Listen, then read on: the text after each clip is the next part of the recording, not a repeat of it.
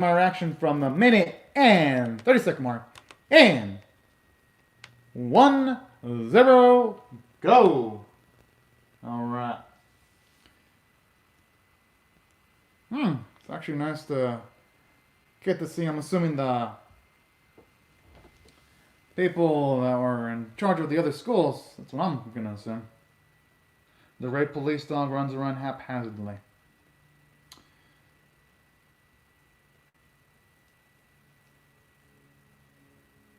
Okay, so I guess I wasn't completely off the marks.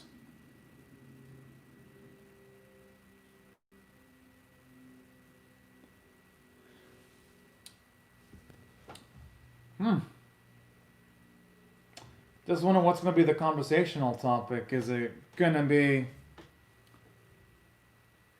Oh. I mean, I hope it can be someone like Juno at the very least. One of a character we're already familiar with.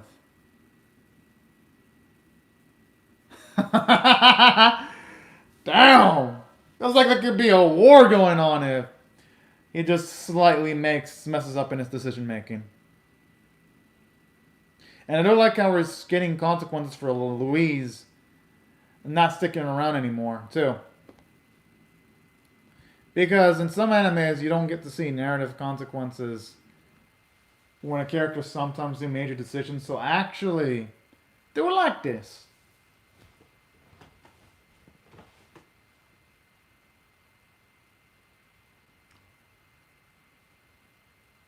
That's a good point. I don't think any student should have to go with that much pressure, you know?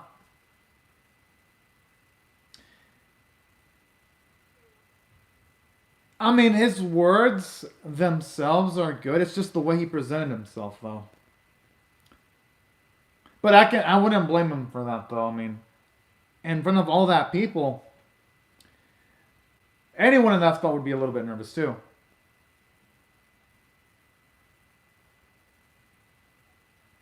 The fuck? And it's not like he would have been able to control that, though. That's the thing. I think that's a pretty messed up to be blaming him for that.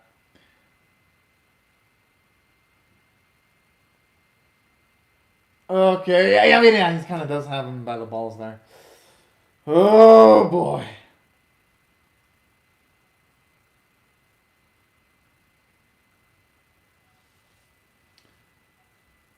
I mean, whatever the hell that thing that shows up is gonna do, hopefully it isn't trying to do anything against the Ghosty, but you never know though. Oh, snakes. Oh no, I just always get the urge to want to see him burn in a fire. They always trip me the hell out.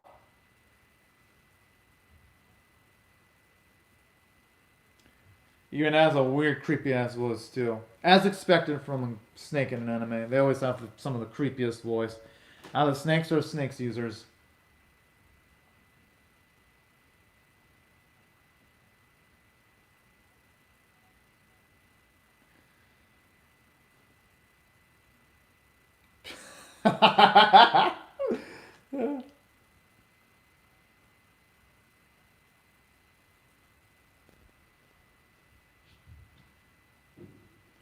I mean, Legacy, it's probably got a lot of strength.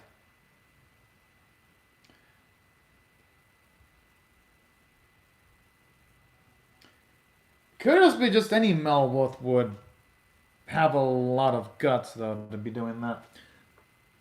I don't think it would just be Legosi in this instance that wouldn't be scared of its. Okay, now it's just starting as a little bit creepy when he's like, yeah, it's working out. I'm like, whoa!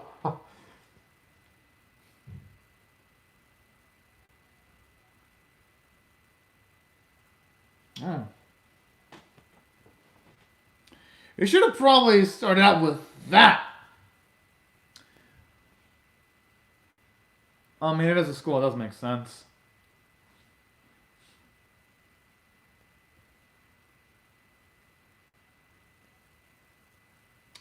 Oh, okay, so he's been there since the start then. Okay, that's pretty cool. Yo, I would just casually step away from being encircled. Because I don't know, I'd be creeped the fuck out. Even if the snake I was talking to was sentient and had a conscience, I would.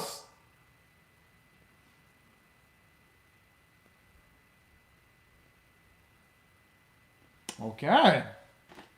One of those types. What, does he think that Lugosi has potential to be a Beastar? Someone with near infinite potential?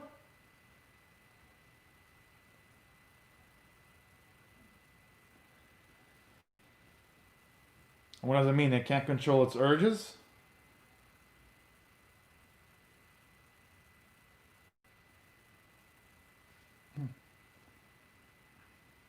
Jeez.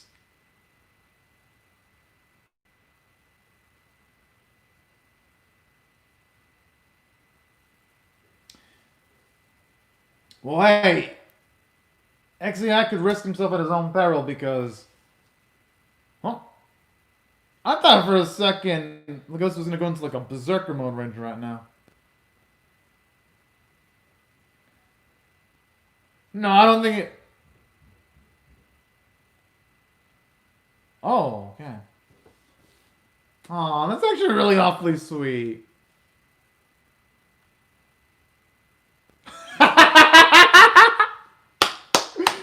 Oh man, I love him. Oh, hello, animated Ochi.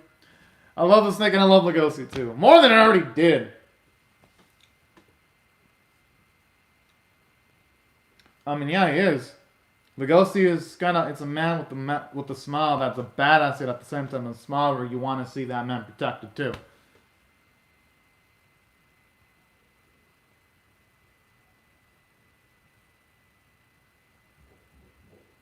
I'm surprised Lugosi can keep up.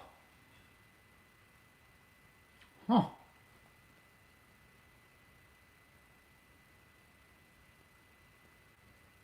That's the biggest shocker too. Which makes you wonder what type of animal is the perpetrator.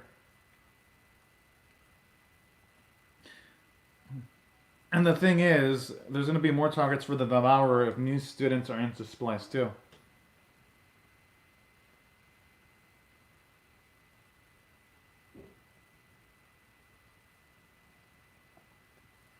But would it also be inclined to doing an encore though?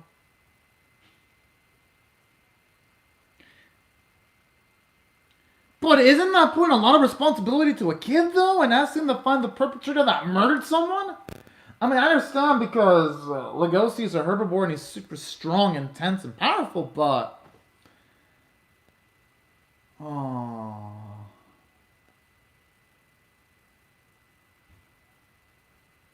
I actually do like how you see how that's gnawing on Luis's conscience too. Okay. No, I'm serious. It's a lot of responsibility putting on a controller as a kid, though. And I kind of like how it compare and contrasts Luis's situation where a lot of people have high expectations for him and they're not even treating him like a kid. They're trying to treat him as some kind of like political figurehead, or at least trying to raise him as a political figurehead. And then with Lugosi, you see him also being high expectations placed on him where people want him to be a hero. But hey, you know what? I like it. It kind of does show you in life where sometimes you're going to have to do things that you're not comfortable with. That's just the way things are, unfortunately.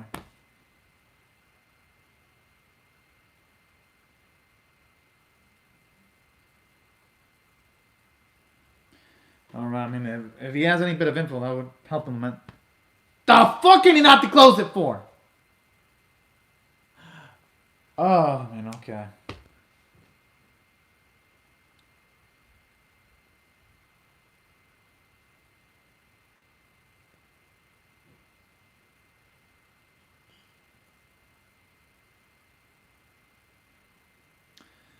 Hey, you know, if Lugosi does all this, man, his name will instantly rise into the stardom, too. Don't get me wrong, we know that it isn't exactly what Lugosi wants and all that, but I wouldn't mind seeing Herbal get a bit more rep.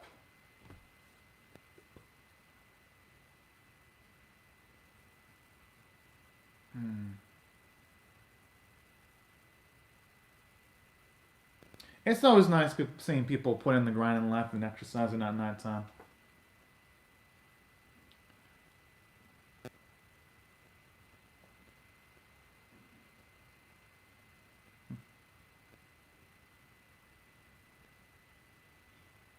Oh boy.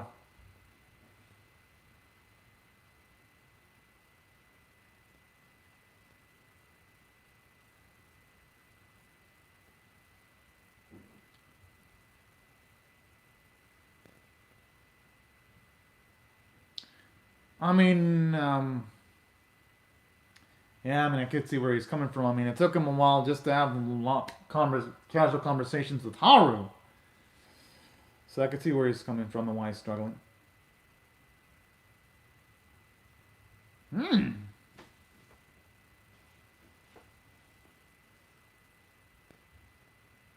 All right. Some positive signs. Oh, damn it.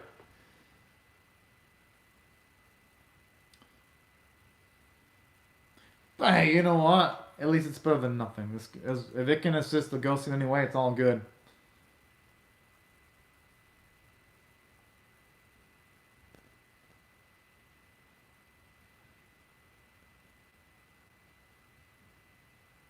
Oh.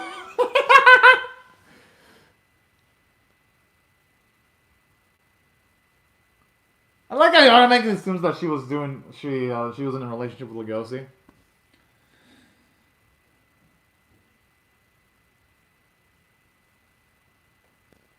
Hey, you know, Lugosi, he said that with a. You can tell he's becoming a lot more emotionally intelligent because the old Lugosi would have probably fumbled those lines. Here, you see him at least more composed in comparison to how he was in episode 1 when he was talking to someone completely new or outside of his social circles. I like this.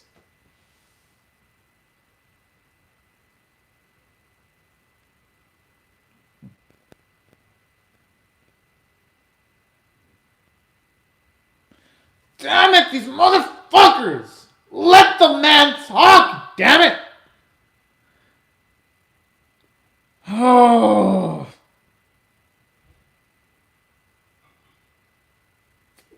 You tried your best, man. And for that, it's respectable.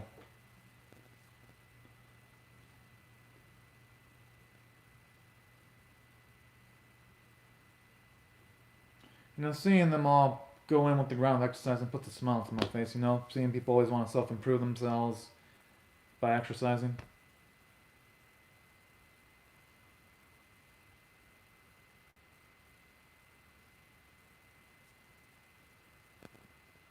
Oh, so now it's okay. At least now we know who was the person exercising in one of the previous scenes. Jeez, he just wants to talk. It ain't like Leosi's gonna bite. Okay, I mean he's a wolf, but he's not the type that would bite though. So yeah, you know I shouldn't have said it's not like he's gonna bite. Only the people I know Lugosi would know he wouldn't bite him. But strangers, they would probably make that assumption. I wouldn't blame them necessarily for that.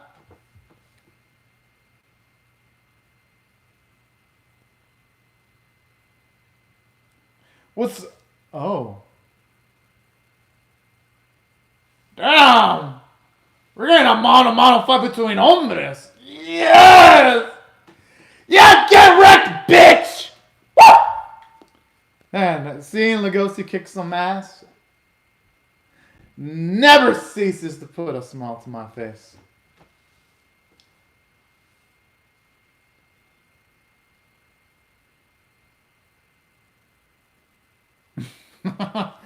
Thankfully, it was Lugosi taking care of him.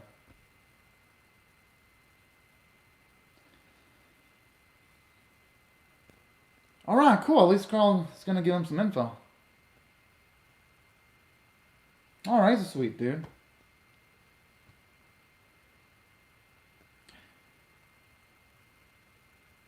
And that's something I appreciate about him, because even though Carl was only shown off for a bit, at least it shows he was sensible enough to actually want to try to talk to Lugosi earlier and then give him a book with information afterwards.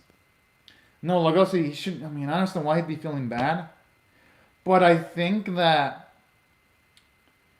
he'll feel more bad if he doesn't find the perpetrator behind who killed his friend, too. It's going to feel much worse, because then it's not going to give closure to Tem's family or his friends, and I think going through a bit of discomfort's better than the people around Tem's circles never getting any closure, at least if that's how I look at it.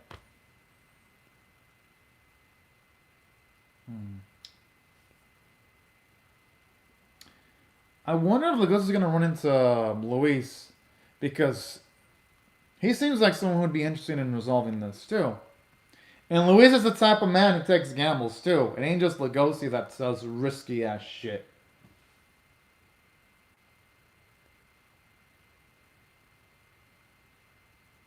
Huh.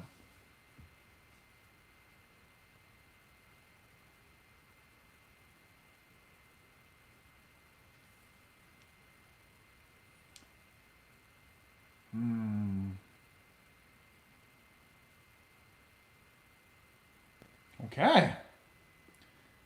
Some nice growth right there. Becoming even more manlier.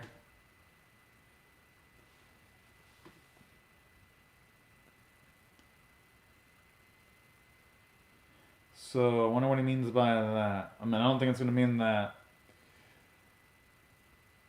Lugosi in an indirect way has been slaughtering people, so maybe it's another wolf that's doing it? I honestly have no clue.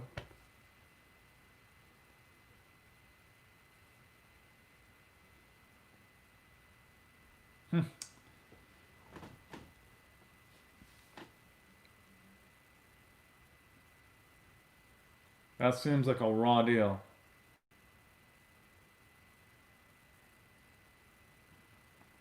But I do like how they're showing off a bit more of the underground dealings of Beastars, because we kind of had a taste of that in season 1, and now this is just giving us the full load right in our faces.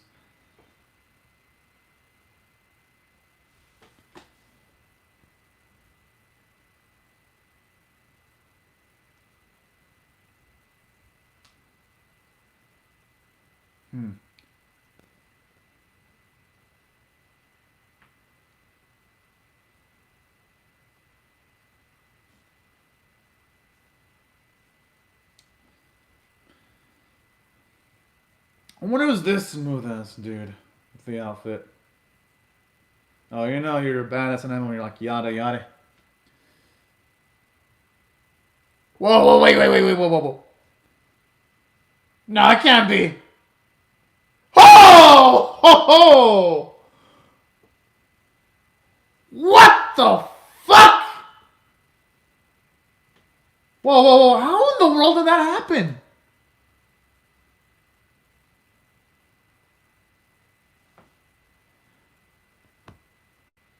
Okay, talk about going gnarly all the way with surprises.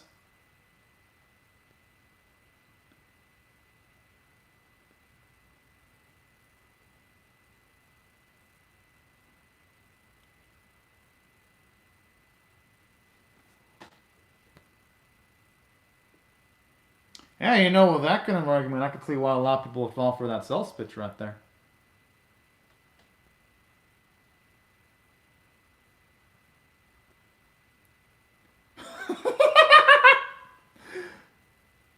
Oh, damn! And it makes sense, too, why Luis would be this way. Considering his backstory and some of the shit he's been through when he was younger, I could see why he'd have those type of thoughts. And he wouldn't think much of being around the raw meat of his deceased brethren, you know?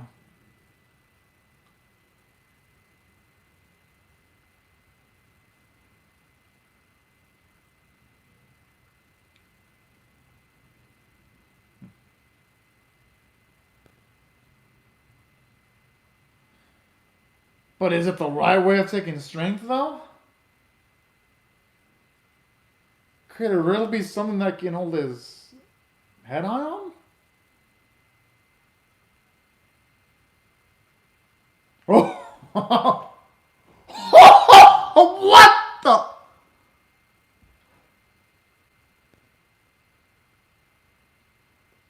Oh, I thought for a... Okay, did he fire the gun?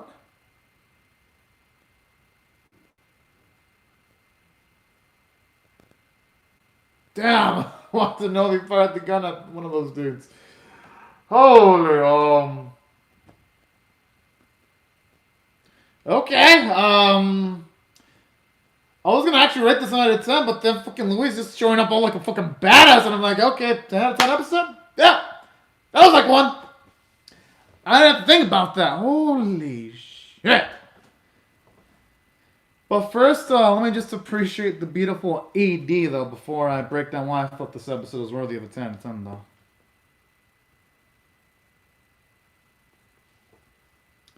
I mean, I love the beautiful hand-drawn quality to it. Just seeing all the effort the animators put into it.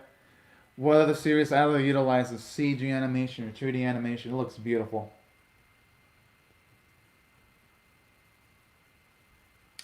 I wonder if that skull is going to be symbolic towards something, though. I mean, going by this, it's implying that the principal is going to go in a berserker state, potentially. I don't think his eyes would be like that. Unless the animators are trying to tell the anime-only audiences that something's going to be up.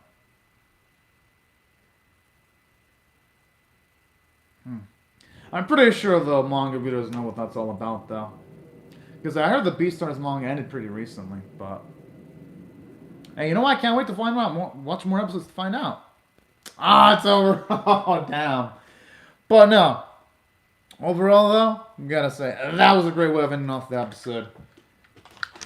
And that makes it why I feel it's 10 out of 10 worthy. For one, you get a lot of character development for Lugosi. He wants to find the man that killed Tem, for one.